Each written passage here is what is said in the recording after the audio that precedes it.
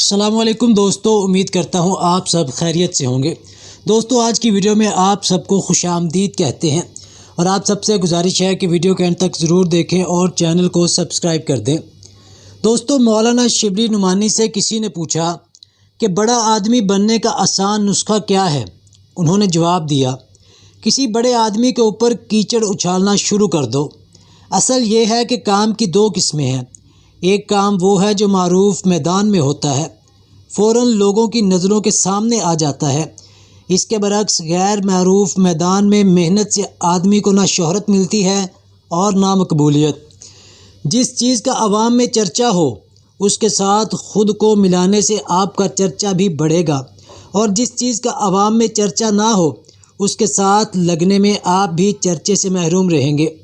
پیارے دوستو، اگر آپ کسی مسلمہ شخصیت کے خلاف بولنے لگیں، کسی مشہور معاملے کو اپنا نشانہ بنائیں، کسی حکومت سے ٹکراؤ شروع کر دیں، کوئی عالمی عنوان لے کر جلسہ جلوس کی دھوم مچا دیں، تو فوراً آپ اخباروں کے صفحے اول میں چھپنے لگیں گے۔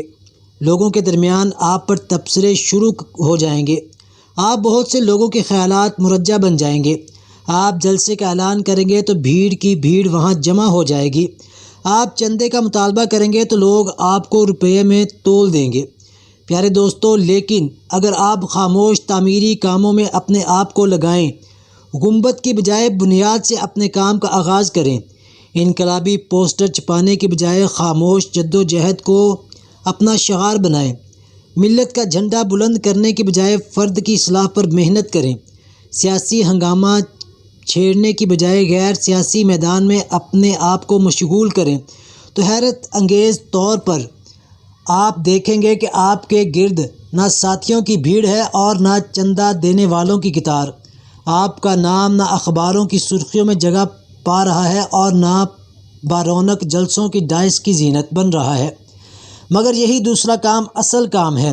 اسی کے ذریعے کسی حقیقی نتیجے کی امید کی جا سکتی ہے۔ اس کے برعکس پہلا کام کام کے نام پر استحصال ہے۔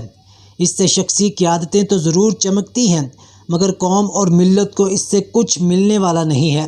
ایک اگر کام ہے تو دوسرا صرف نام۔